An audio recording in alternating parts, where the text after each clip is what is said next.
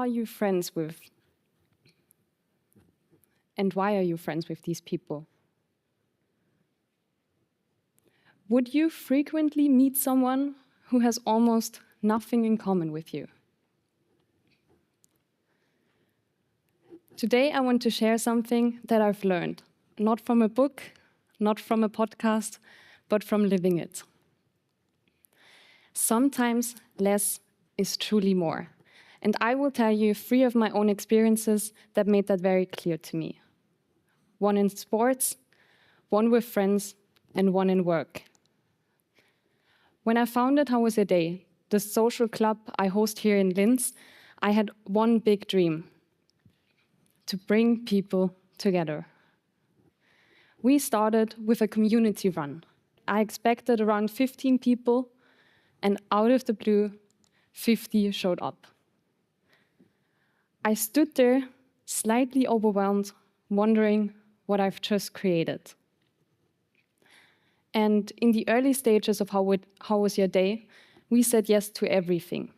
Sip and paints, creative workshops, bouldering meetups, any idea, any event, any partnership. From the outside, it looked amazing. A busy calendar, full rooms, and photos full of smiling faces. But inside, something felt off. People came, but they didn't truly connect. And the conversations never moved past the most superficial questions like, where are you from, what's your name, and how old are you? We were creating activity, but not a community.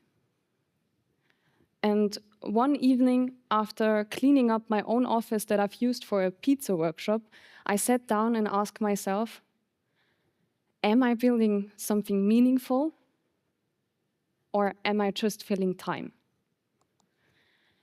At the beginning of 2025, I made a decision. I started to focus only on sports events. And yes, some people never came back. And that hurt, because losing people always feels personal at first. Some even messaged me on Instagram telling me that they now feel excluded. And I questioned myself again and again. Did I make the wrong decision? But slowly, something shifted. The people who stayed shared values, shared discipline, and shared passion. They started training together, signing up for races together, and celebrated each other's wins, but also supported each other through setbacks. We even attracted partnerships like with the Swiss brand On, not because we tried to impress everyone, but because we finally knew who we were. And suddenly, the club felt alive, not just busy.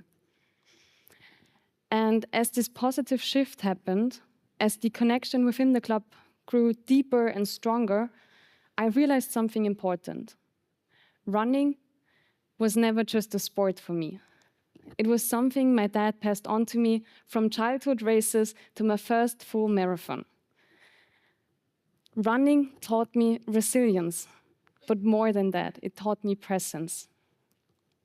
And when you meet people who share the same spark, who carry the same spark, connections happen naturally. No forcing, no pretending, just belonging. And I noticed the same pattern in my private life as well. I used to have a big group of friends.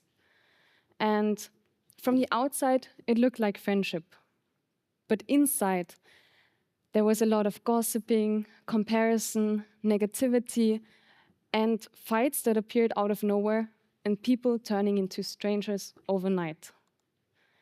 And I realized something important. Not everyone who enters your life is meant to stay. We forget that our time, our energy, and our trust is something precious. So slowly and gently, I let some connections fade.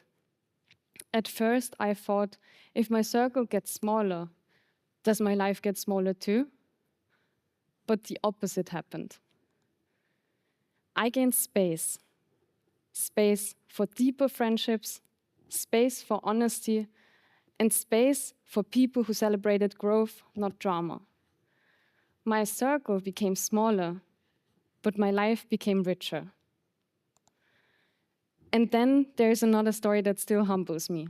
My second marathon in Valencia. Sunshine, palm trees, my family and friends waiting along the course, and it should have been the perfect day. But I was chasing a personal best that, with my health condition, was never realistic. I pushed harder. I got angry at myself. I watched my pace, and I criticized every step I took. And in the middle of the race, I forgot to look up. I forgot the sunshine. I forgot the smiling. And I forgot the cheering. I finished, but I didn't feel proud of myself. I felt kind of empty. And that's when I realized, if we chase more all the time, we miss the life happening right in front of us. Our world tells us, do more, achieve more, optimize everything. And we believe if we just run faster, if we just work harder, and if we just reach more people, then I will be enough. But here's my truth.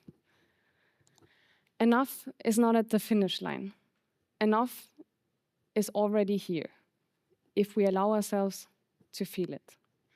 Because sometimes less is really more.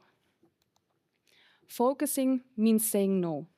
No to events that dilute your vision, no to friendships that drain your energy, and no to goals that aren't truly yours. And yes, saying no is scary. Because what if less means failure? What if less means missing out? And what if less means loneliness? But I discovered something powerful. Less is not loss. Less is clarity, and less is space. I made my community smaller on purpose, not because I wanted fewer people, but because I wanted deeper connection. I slowed down my own pace in life after learning it the hard way that even a marathon can be missed if you only stare at your watch. And I let go of friendships that didn't feel right anymore, not to be alone, but to make room for the people who truly matter. 3 different stories and 1 lesson. So tonight, or today, I want to leave you with something, not advice, not a checklist, but a thought to carry with you. When we choose less with intention, we create space for what truly matters.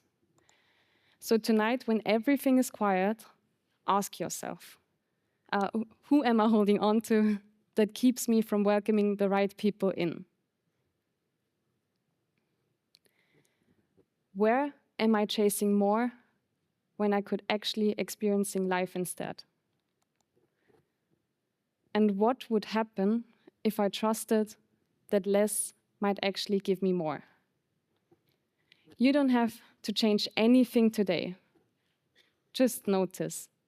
Because sometimes the bravest thing we can do is to let go. Thanks.